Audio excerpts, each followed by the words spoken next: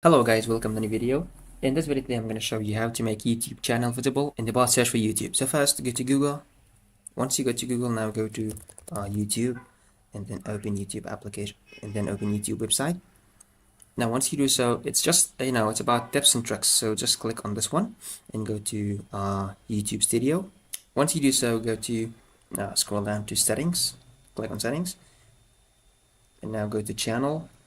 And for basic info, you're gonna put some keywords over here, such as how to YouTube and so on and so forth, and then click on save.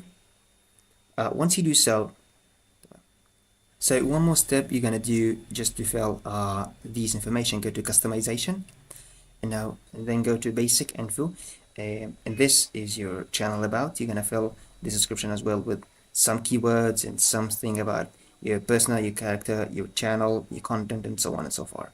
So hit like and subscribe if you found this video helpful, and thanks for watching.